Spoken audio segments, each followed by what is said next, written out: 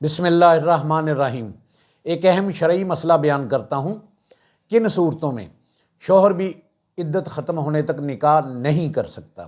یہ بات یاد رکھنی چاہیے کہ شریعت محمدی صلی اللہ علیہ وآلہ وسلم میں مرد کو بیک وقت زیادہ سے زیادہ 4 بیویاں رکھنے کی اجازت ہے، بشرط یہ کہ وہ عدل و انصاف کر سکے۔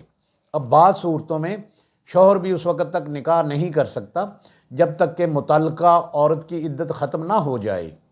جی ہاں، چند اہم صورتیں ایسی ہیں۔ پہلی صورت، 4 بیویوں والا شخص اور طلاق رجعی۔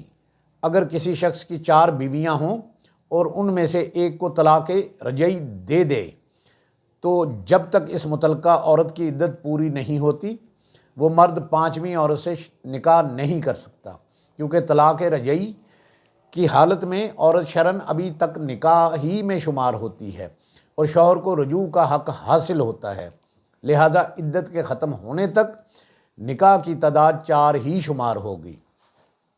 دوسری صورت، رشتہ دار عورتوں کا مسئلہ، جمع بین المحارم۔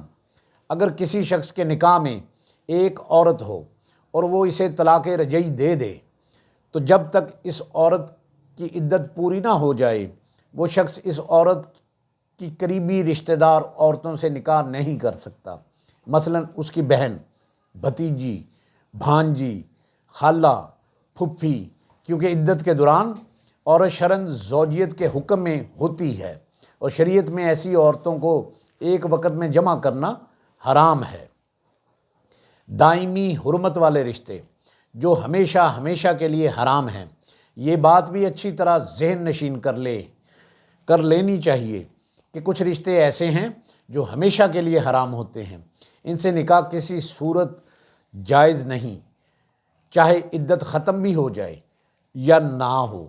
مثلا نسبی حرمت، متعلقہ عورت کی ماں، نانی اوپر تک، اس کی اولاد اور ستیلی اولاد نیچے تک، رضاعی دودھ کے رشتے، ان سب پر بھی یہی شرعی قانون لاگو ہوتا ہے۔